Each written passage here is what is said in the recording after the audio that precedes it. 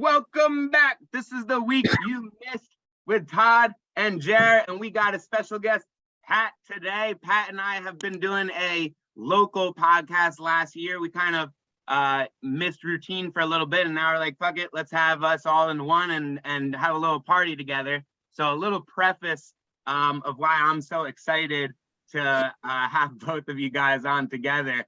You guys are two very smart people. I'll start off with that. I love hearing all your guys' inputs. You're quick to think, well-spoken and all of that. You guys are definitely loud, not in a bad way, but you're loud. And you guys are, I think you both are a little bit opposite ends of the spectrum, but at the same time, you're two of the very few people that I can say opposing views and you guys can like have a discussion with and not just be like, oh, you're an idiot, I don't believe you. I think both of you know I can be far left sometimes and I can be far right sometimes. I'm confused and all over. So I think it's like a nice mix of the three of us to see what we think and all of that. So without further ado, let's get started. I think we've actually talked about this a little bit before, but it keeps on happening. I'm fascinated by it. Santos, this guy. This guy just keeps coming out. I heard yesterday it came out he stole someone's sweater like in high school and like there's even video of it. It's just lie after lie after lie after lie that keeps coming out. And you're like, this is just wild. So I have a couple of thoughts. One of my main thoughts is like, should there be a application when you're running for office where they do background checks? Maybe they have tax returns that they submit. So the whole thing with Trump wouldn't have ever happened and people would know how much money people are making or who is funding these people and all that. Maybe there should be a resume that is verified and authorized and all of that. Would that help and make this go by? Or are the people allowed to vote for who they want? And if the people got duped, the people got duped. So that's one of my first questions. But then my other question, and I don't know how to put this, but like, I don't really mind this guy too much yet.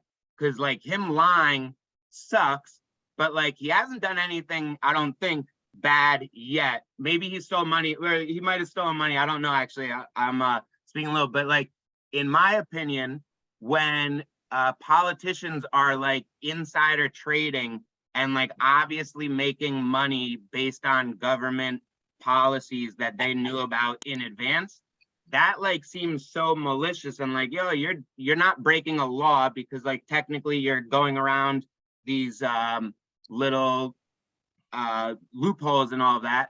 But like, it's weird to me that people don't get mad when politicians do something like that. And we're getting mad at this guy who like stole someone's sweatshirt and said he's Jewish and said his grandma died in every single tragedy for the last 10 years and all of that. Like it's wrong, but it's just a little interesting to me, like what we put our focus on. Let's hear from the guest first.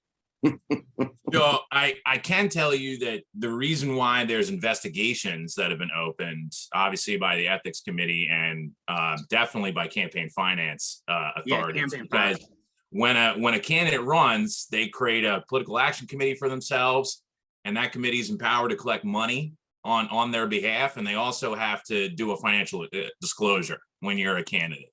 So as far as the Holocaust stuff and the Jewish, stuff and all the other things, like that is like morally reprehensible, but it's questionable whether he like did anything illegal there in the context of running for office. Saying he worked for Goldman Sachs and Citigroup and declaring like falsifying his net worth and where he was getting his income from and what he did for a job, that absolutely violates, at a minimum, campaign finance law, and could violate other things as well, depending on what kind of paperwork he submitted and what he said on it. So that's just from like a political consultant standpoint, like he's definitely in trouble when it comes to that stuff. So just wanted to kind of jump in as far as like any illegality he might have committed. Do you think he will be convicted of like a crime? Do you think he'll actually get like held accountable for that?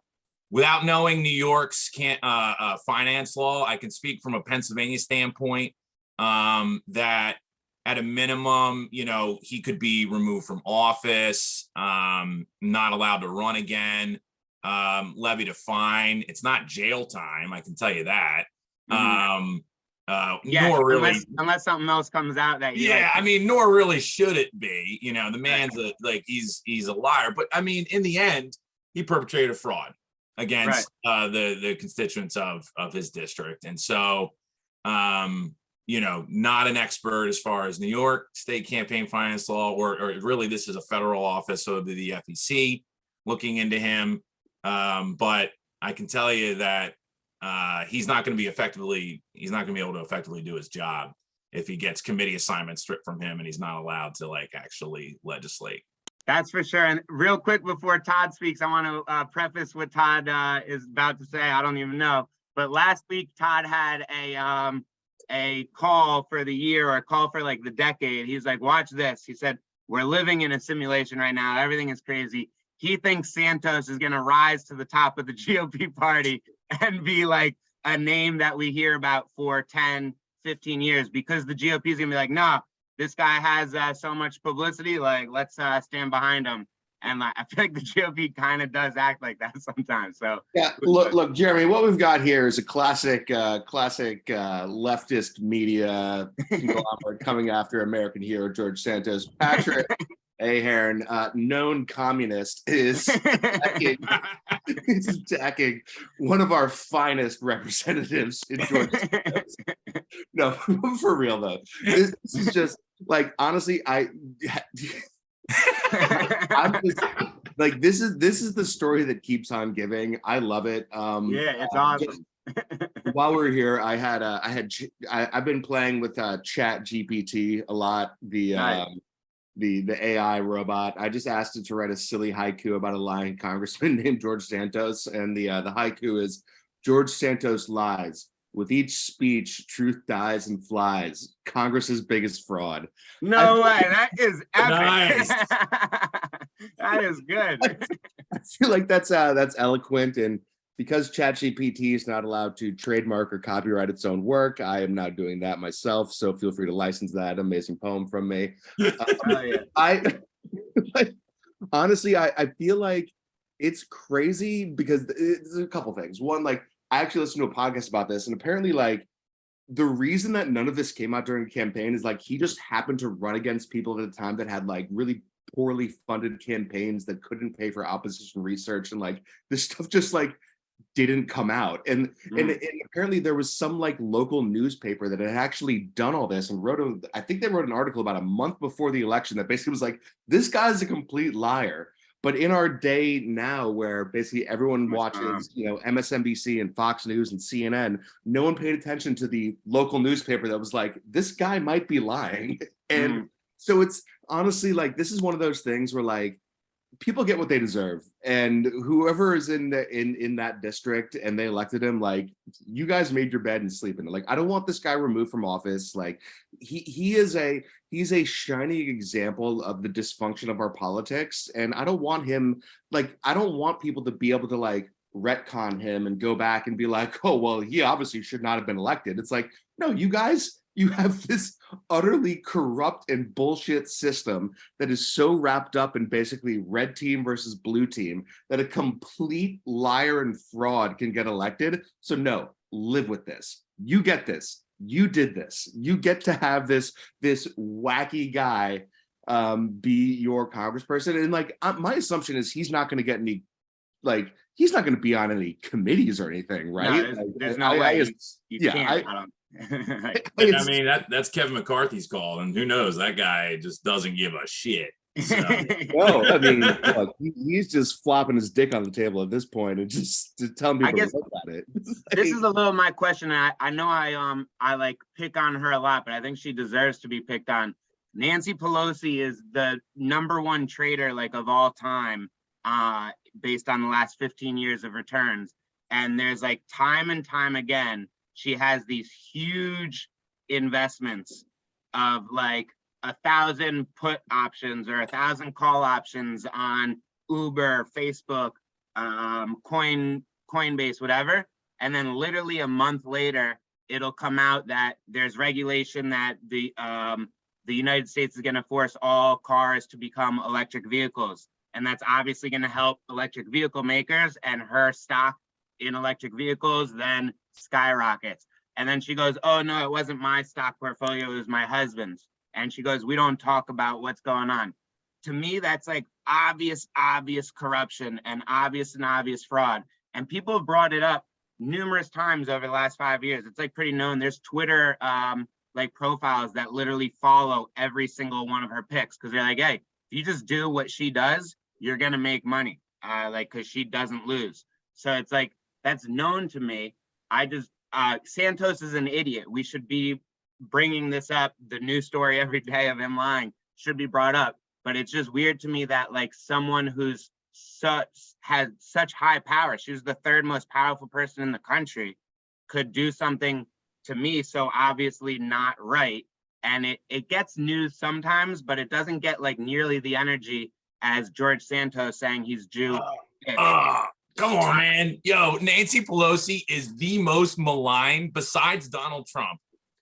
She is the most maligned politician in the United States. They both deserve it. They both deserve it. I mean, but like seeing the direction and the reason why people do. I am no way going to defend Nancy Pelosi when it comes to financial crimes, you know, stuff that she does inside, the fact that she supported, you know, big banks, you know, and helped bail them out without providing any kind of leverage for the American people. There's all sorts of stuff that I don't like about Nancy Pelosi. But in the grand scheme of things, you know, this is something that almost everybody in Congress, unless you're altruistic and like morally defensible, do.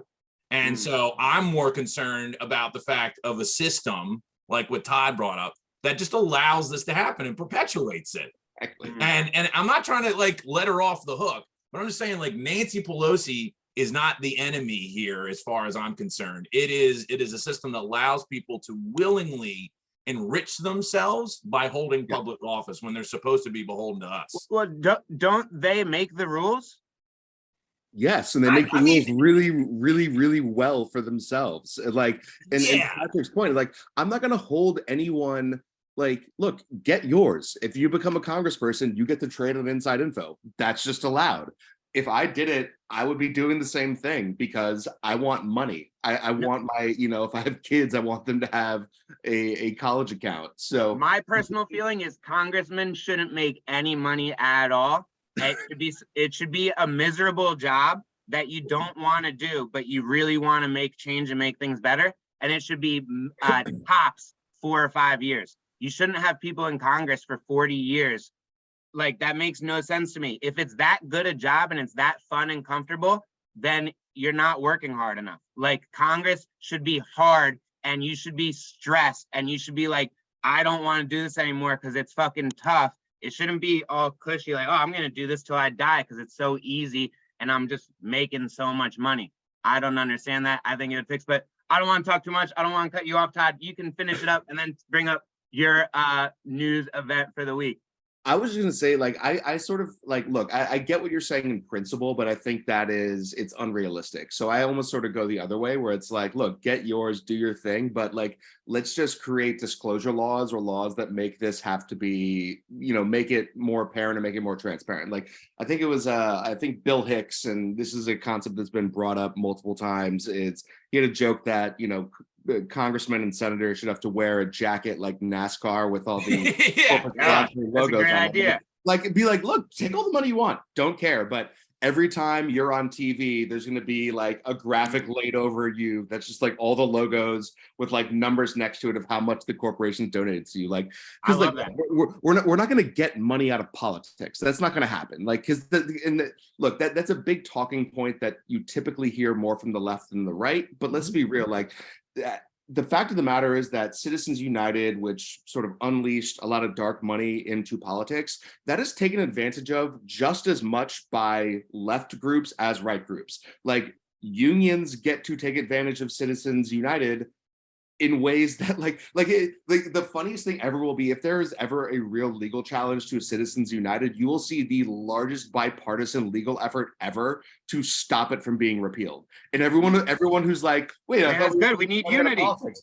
Everyone will be super confused by being like, why are the Democrats and Republicans both fighting this? They'll be like, because they want their money. Yeah. They want their money. They like their money. They like it when people can give them this dark money that doesn't need to be tracked or whatever. Like, they like it. They both like it. It's never going to end. So I feel like it's like stop. We should stop trying to uncorrupt politics and just trying to make it more transparent.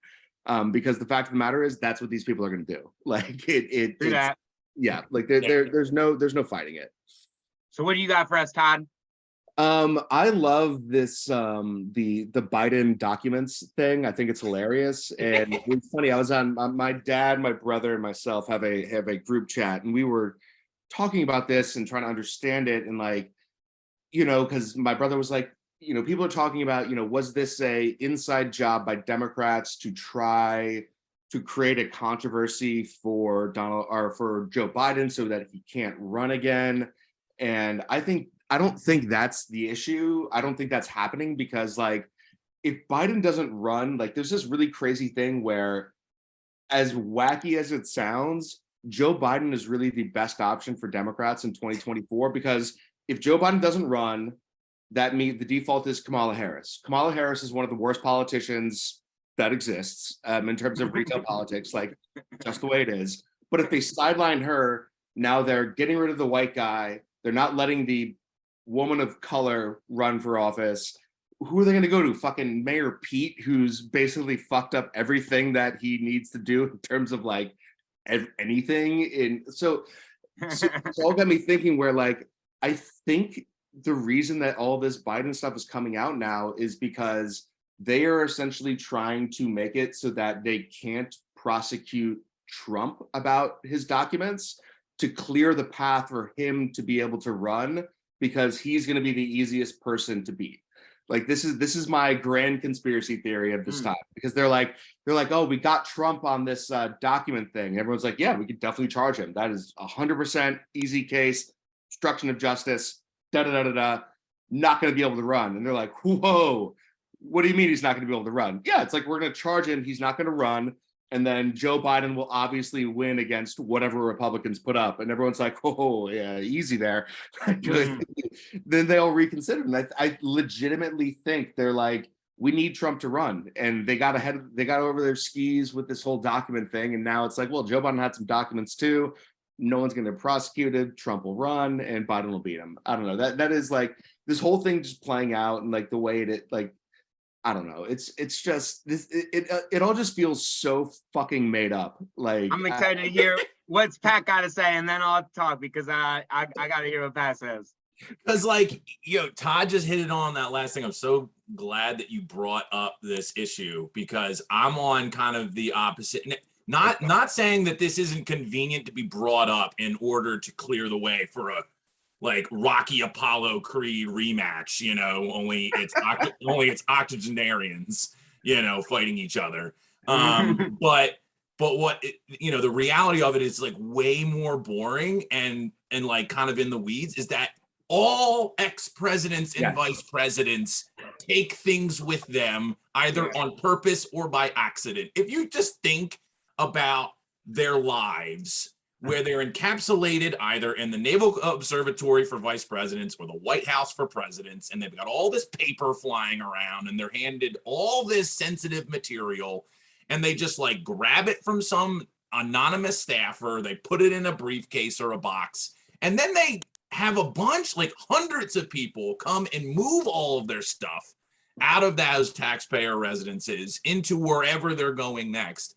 There's absolutely going to be paper that they, quote unquote, shouldn't have when they leave. And so none of this is surprising. What has suddenly made it a controversy is Trump, because everything that he does has a shadow of what has been done before, only he just took it, dressed it up in a crazy outfit and hairdo, and just injected it on political steroids, and then tries to cover it up because he's an idiot. Part of me I think Trump's an idiot. I don't think he's not an idiot, but I also, do you think like he does those things a little bit purposeful because he knows, hey, this person broke the rule on a factor of 1, but if I can break it on a factor of 10 now, and I can just say, hey, but look at them, they did the same thing. Because he does, it seems like he does things over and over that have been done before, just not as blatant and drastic and like huge, but he all the time has an excuse and is able to say like, but Barack did that, but they did that, but that did that. And like, I don't think he's right, but he does do things that have been like kind of done to a degree before. Do you think that's purposeful and then like kind of smart on his end? This is the classic Trump 4D chess argument where it's just like it's just the and look the like he's like Schrodinger's Trump. He is simultaneously the most ignorant, idiotic person on the world who's also a fucking diabolical genius. And I'm not like, I don't know which it is, but I'm not gonna put my flag on either side. Like, I'm pretty sure he's just sort of like an outside of politics sort of moron and idiot. But at the end of the day, it's like, yeah, Jeremy, it's exactly what you said. It's or is it Russia realizing this and kind of, or maybe not just Russia, but like a bunch of foreign adversaries, and like they're kind of guiding this storyline along because they see how divisive it can make us and how not aligned we are. What do you think, Pat? Yeah. Honestly, I think it's somewhere in the middle. I think that like our institution, like this happens throughout history for established superpowers, so to speak, no matter what time we're in. Okay, you can draw analogies all you want to different like empires and kingdoms and whatever, but in the end, at some point, somebody comes along and does something they've seen someone else do, but they take it to a whole new level, and all the rules that we've all generally been going along with up until this point, suddenly we're like, oh shit, there's nobody to like make him not do it. Mm-hmm. Or when we try to make him not do it in the way, the tools that are available to us, it doesn't stop him, or it doesn't incentivize this behavior to stop. So what we're seeing is not that Trump is necessary. We don't need to choose whether he's an idiot or a genius. People encapsulate all sorts of contradictions inside themselves every day. I think what it is he's an ignoramus. He just is literally a sociopath. He doesn't care. And the institutions are incapable because there's no presidential police force that's like, yo, dude, stop what you're doing. You know, we have all these other checks that have been unable to stop him from doing this. And I think that he's like a terrible person. You know what I mean? Like he's legitimately a terrible person. And so he's like, I'm going to take a bunch of stuff on Iran and China, and I'm going to have people over at Mar-a-Lago, and I'm going to get them drunk, and I'm going to be like, check this stuff out. Like he's absolutely doing that. Wait, but he gave the Russian ambassador like intel that we had on Russia when he had him over the White House. I just think he likes to show off. Yeah, we're running a little low on time, so I want to close up with at least one question. So what do you think comes of all of this? Is Trump get in trouble for documents? Is Biden get in trouble for documents? Is nothing going to happen and we're just all making news to make news? What will happen with all of this? I think that neither of them will get in trouble, and this story is going to get fucking deep sixed faster than you can even imagine. It is going to disappear, and people that follow politics that are bright-eyed and bushy-tailed and don't realize how fucked out the entire media industrial complex is with regard to politics are going to be like, wait, what happened here? Like, why isn't Trump being prosecuted? Why isn't Biden being prosecuted? It's like, because they don't want to, because it'll be inconvenient if either of them get prosecuted. This issue is going to disappear so fast it'll make your goddamn head spin. It is just like it's just going to be gone in the next 2 to 4 weeks. This thing will have never have existed. A big news event. The next big news event will happen. We'll take the eyes away, and then it'll never go back. Maybe. What do you think? I can't argue. The only like caveat I'll throw in there is that because Trump's situation is slightly different and more egregious, some agency might be like bad Donald, you know, like exactly. kind of like with the Trump organization getting fined. You know what I mean? Like nobody went to jail. Everything is egregious and terrible, but like naughty, don't do it again. You know. Yeah. So I honestly I can't disagree with that. Just gonna disappear. Yeah. Well, I would say that was a good week we missed. It wasn't too traumatic and deadly and tragedy and all of that. I really enjoyed this episode. I think having three people, there's a good dynamic, especially two opposing views. I wasn't opposed to anything. It was you guys. But no, that was dope. We basically agreed on everything. Yeah. Just coming at it from different angles, you know. That's what America is, and people don't realize is we're mostly aligned. We just have small discrepancies that we can't figure out. But that was awesome. Thank you so much for coming on, Pat. I hope we see you again soon. Yeah, that's awesome. Absolutely. Love you guys. Thanks for having me, guys. Later.